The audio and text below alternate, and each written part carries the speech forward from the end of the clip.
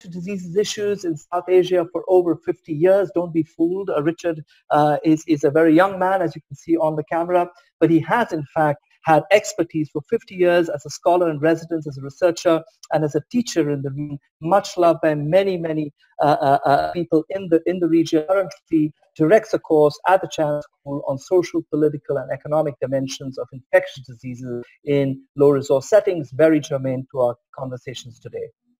Professor Srinath Reddy, my mentor in India. Srinath is the president of the Public Health Foundation of India and formerly the head of the Department of Cardiology at the All India Institute of Medical Sciences in New Delhi. He also serves as an adjunct professor of epidemiology at Harvard and at the Rollins School of Public Health at Emory University. Srinath is very well known as the chair of the high-level expert group that drafted the Universal Health Coverage a framework for India, and is also currently serving on a number of technical committees to inform policy making state and central levels. Dr. Shamika Ravi is an economist. She's a senior fellow in the Governance Studies program of the Brookings Institution. She's a former member of Prime Minister Modi's Economic Advisory Council. She trained in economics at New York University and is very accomplished in publishing in the field of economics, particularly development economics and economics as applied healthcare. And finally, Dr. Sabina Rashid has been working since 1993 in a range of different organizations in Bangladesh, including BRAC, the Grameen Trust, and UNICEF. She joined the School of Public Health in 2004 and was appointed its dean in 2013. Her expertise is largely in implementation research and advocacy, particularly the area of reproductive health programs for young women and for adolescents. Right, let me now turn to our first panelist. As I said, we have three broad issues and the panelists are free to address any of those. But also, I have some specific questions for each of the panelists that they may choose to respond to in their remarks. You're living in a country where we now have the largest number of lives lost due to this infection. And interestingly enough, similar to India, there are very raging divisive debates on a number of similar issues. For example, the number of tests that have been carried out, the balance between lives lost and livelihoods lost, and also, I guess, from the particular US perspective, the fragmentation of the response across states. But paradoxically, of course, one of the big complaints that people have in the US, which is the opposite to India, is that the president of the US did not respond quickly enough, even when he should have. And in contrast, in India, of course, people are remarking on how strong and how early the response of the prime minister was. So my question to you really is, what can we learn from the US experience and indeed that of other countries around the world, which can serve to guide what we might be doing in South Asia? And what is your opinion about this controversy around inadequate testing as the bedrock of epidemic containment? Richard, over to you. Thank you very much, Vikram. Let me cover this in the following way. I'm going to speak the global pandemic, the response, and then I will turn to India and put India within that context. I want to emphasize that word context because the epidemic itself and the response is highly affected by context. We know that this is caused by a SARS-CoV-2. It's a respiratory disease with a R0 of about 2.4. That is, 2.4 individuals are affected for every case. It plays out differently depending on the demographics. That is, the age structure, the density of the population, the behavior. Of 1,000 infections, not this, but infections, about 85%, and these are either mild or asymptomatic cases. The remainder are clinical cases, of which a small percentage, less than 5% of that remaining 50% are severe and may lead to death. The infection to fatality ratio is estimated as either between 0.3 and 7%. That is 3 to 7 deaths, 1,000 infections, not cases, but infections. Incubate about 5 days. and from the time of symptoms to death is about 20 days. Now, the response globally has been very, very different depending on context. In Wuhan, in China, which they picked up the epidemic fairly into the spread of the coronavirus, there was a very severe lockdown, which reduced spread, which reduced the surge, that is the number of severe cases, but it was an afterthought. The places that we should look for a very appropriate response are South Korea, Taiwan, Iran earlier. So they were geared up to respond very, very aggressively to this particular outbreak. Screened early, they isolated early, they provided care, there was quarantining, there was contact tracing. But this was all done early in the disease. In the United States, it was taken much later. By the time responses were picked up, there was the evidence already in the United States, or 36 per square kilometer. You see the difference when we look at in age is around 30.5 years. Physical distancing is possible. Many people live in their own homes, but there are some regions, some areas living together. Again, the context, demographics, cultural, government resources, and so on. Now, let's look at the situation in India.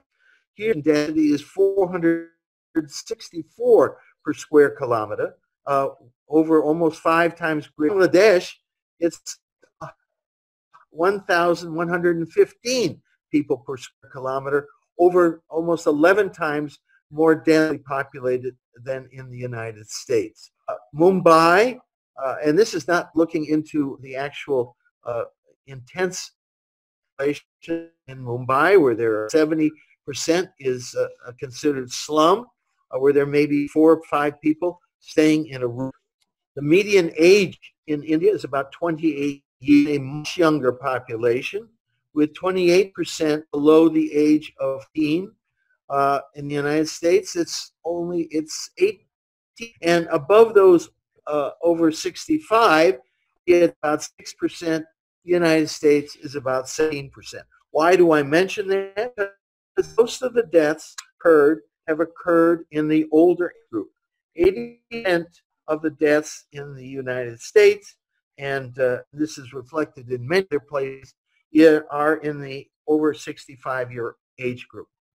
Now, what has then been the response? Well, to talk about India as one place, of course, is a fool's errand, because there are many, many cultures, states in India, and a state like Kerala has done a remarkable job in terms of creating messages, physical distancing, and a intervention that is built on 50 years of social for the community.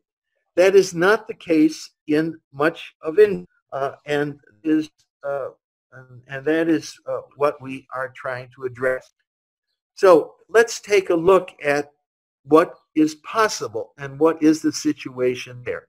As I noted, the age structure is much younger in India than, and I'm looking now at all of India, although I gave the example of Kerala, and there are other examples that I could give.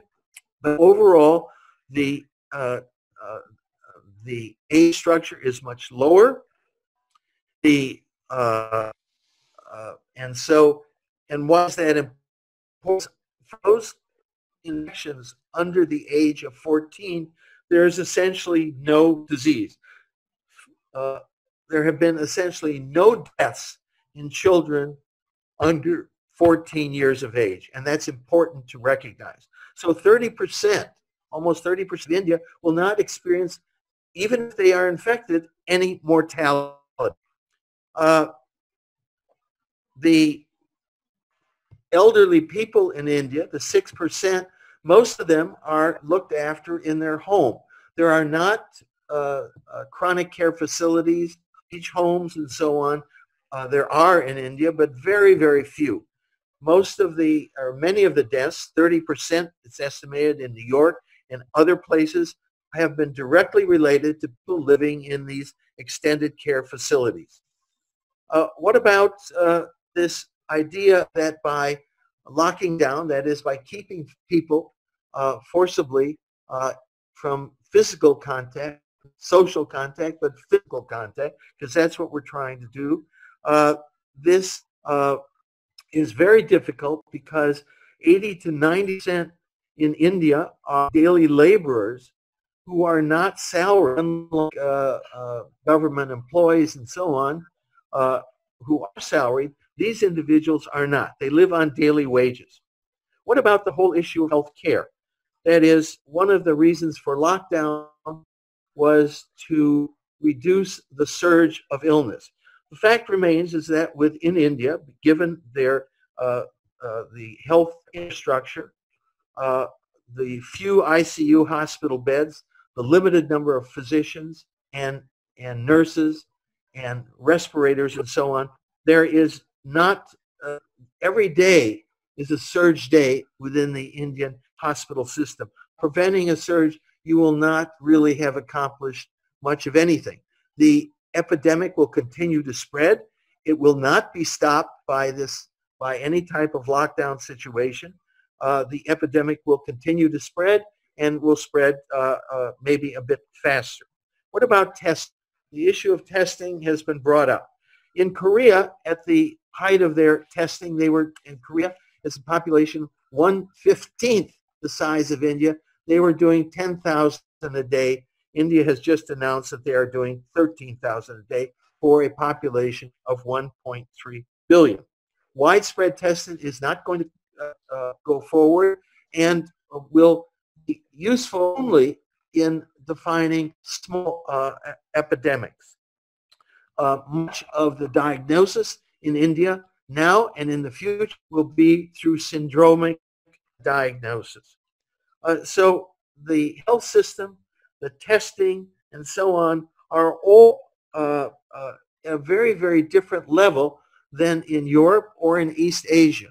And my strong message is that the ever intervention plan for the future, you noted, Vikram, what is done, must take into account the context that is India, its demography, its age structure, its health infrastructure, its resources, and so on, and should not try to mimic a system where in the U.S. they spend $11,000 in health, and India spends $75 per capita in health. They should not try to mimic this particular strategy, because I do not believe that it is appropriate within the Indian context. So let me stop at that point. Thank you, Richard. Thank you very much.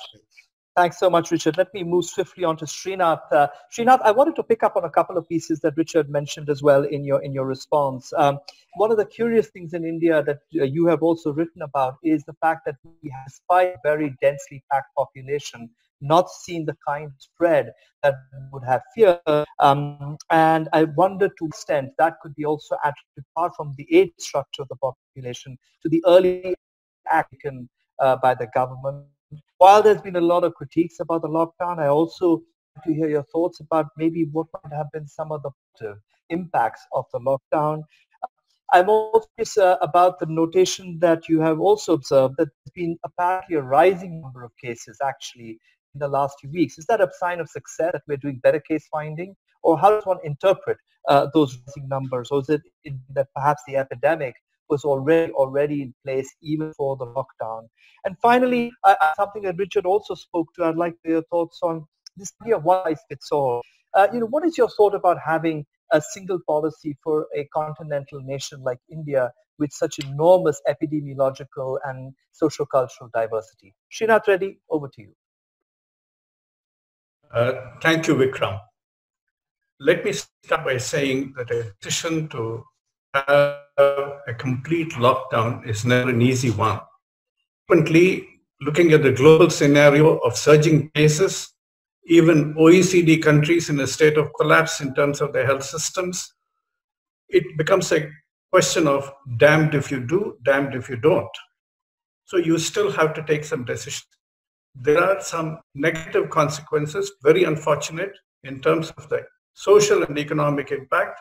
And I'm particularly distraught at what has happened to the migrants and what are the problems being faced by the informal workforce.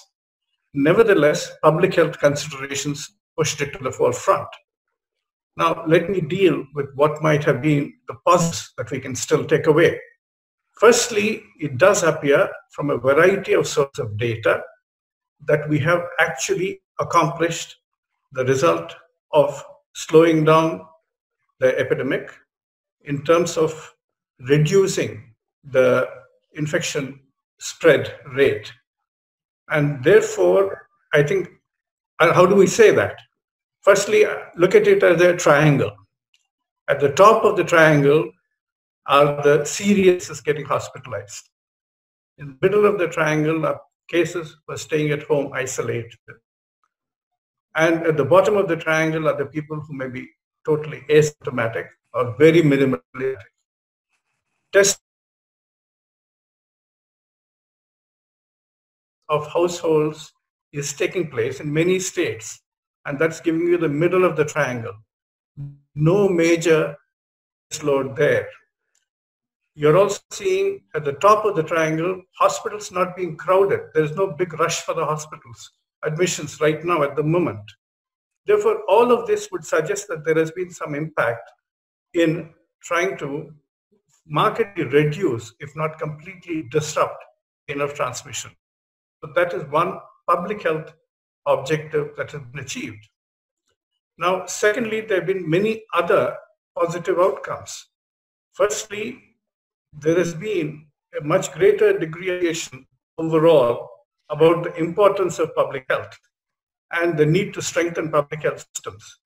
The path possibly will addressed as we go along. There is a much greater element of partnerships emerging, not only of strengthening the public sector, but also mobilizing both the healthcare and non-healthcare sectors of the private sector in order to provide active response. The private sector is also stepping in now to produce more APIs rather than import from China. They're stepping ventilators, produce personal protection equipment. And all is happening now when the importance of building a strong health system, belatedly though, but is being realized. Then you have a much greater degree of solidarity that has been mobilized across the people. There is a great deal of citizen participation, particularly in states like Kerala, Andhra Pradesh, and Odisha, and even elsewhere too. Finally, the tone and tenor of the political debate has softened from a very acerbic of conversation to a much more accommodative, unity-focused conversation, and therefore there is a much greater political unity, which is also reflected in much better state coordination. The center and the states are all on one page now. These are all the positives that I believe should take away. Some of the points that Richard has raised, saying that India should not have the same pattern as some of the countries much older population. But in preventing a huge surge of cases that can overwhelm us. On one hand, Richard cannot say and should not say that you're not going to have too many cases. On the other hand, say you're going to have any surge. Of course, we must be prepared for reducing the surge if we can. lastly, also the testing business. If we feel that we are at a low risk population, then you should not hold us to account for the testing numbers. Even then, for every 24 case detected, 24 tests have been performed. And I don't think we ought to be looking at testing as the sole mantra that we should be depending upon.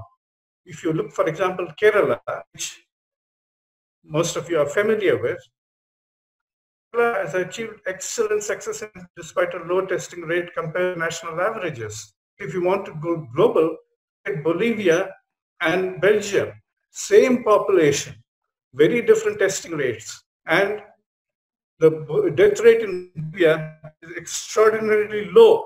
And you have, on the other hand, Belgium, 100-fold higher rate of deaths.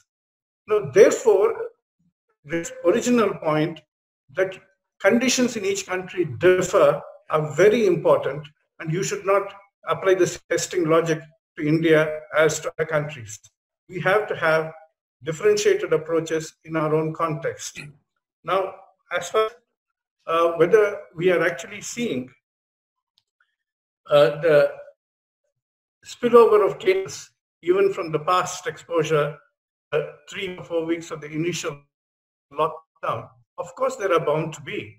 Given the incubation period of the virus can extend up to 14 days, we have to see, at least in the initial period of the lockdown, some of the cases that are going to spill over. Even when you shut the tap in a garden hose, there is still some water left in the garden hose. But also, remember, the lockdown is never 100% successful. There are slippages. So the case is mounting. We are going to see more rising cases. We are still on the ascending limb. But the idea is to reduce the slope and quickly bend it as we can. And we'll see what success we have achieved when the lockdown is finally over. But at the moment, the indicators are set. And Shamika is going to talk more about doubling times. I'm not going to get into that. But all of these actually suggest that we have achieved some public health success as well, apart from all the other benefits I have stated. Now, coming to the question of strategies, certainly we must have differentiated strategies. India is a very large country, and we cannot afford to have a single strategy for the entire country. Yes, at the central level, with consultation and consent from the states, policy must be made in a variety of areas. At the state level, planning must be made for the entire state. But implementation with flexibility, depending upon context-specific realities, must be made at the district level. And that is where we are actually going in now. We are profiling each district. We are looking at the realities of whether the district is hot, or warm, or cold, and then decentralized decision making will guide our path forward. And finally, I also actually would like to tell Richard that yes, a lot of our elderly people stay at home. They don't live in old age homes. That is exactly the reason why the lockdown was needed, to give enough time for using the virus levels, and so that we can deal with it later on. Because if we had actually not imposed it, young people would have straight away carried it into the homes with joint family living, and the elderly would have been vulnerable.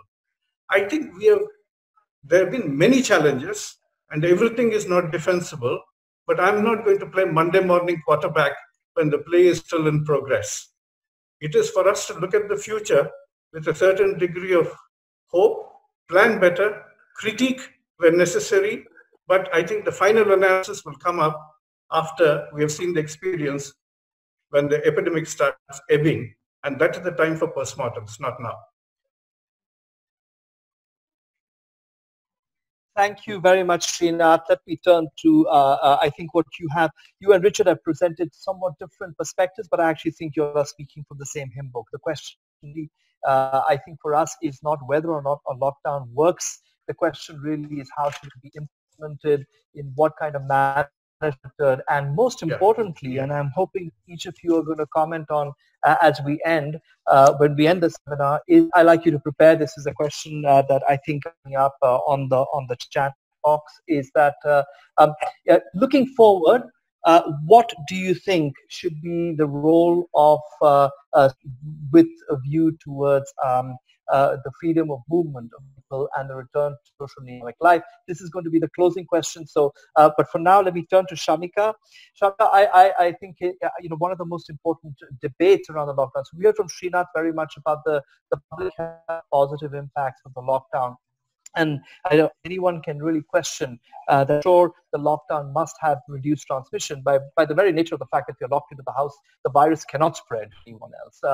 The question is really about the balance between the lives that have been clearly saved as a consequence of lockdown and other counter view that is there in the debate, which is about the loss of livelihood, and the loss of livelihood also in one way or another affecting mortality. I'd like you to comment on this factor. Do you think, in fact, that this is a meaningful choice, or is it actually something that one has to take both of these into account in this context? Example reminded me that about 2,000 children, according to the global burden of disease data, under the age of 5 die in India of nutrition every single day, 2,000 a day. Just to put it in context, about 500 people have died of COVID-19 in India since January the 30th. So if one assumes that poverty is related to hunger, which I guess is a rhetorical assumption, then one would assume that the malnutrition-related deaths are going to go up. So what's your view about striking the right balance between saving lives and saving livelihoods in a region where more than 75% of the workforce is in the informal sector with no social security net or very little social security? Shamika. Thank you, Vikram. Thank you for the opportunity. Let's start out by basically acknowledging one very big gap in our own understanding. A lot of the predictions which were made by the AP models and many AP models were really taking into account the parameters from either early stage China or Diamond Princess, the cruise ship. And because of that, of course, saw very alarmist numbers. Right? We were saying 400 million, somewhere 700 million. And those are the kind of early predictions that we were working with in the beginning. Yet we know that, whether it's conting, whether it's the R naught, these parameters are not a matter of faith or belief. They have to be estimated for different populations. They can't just be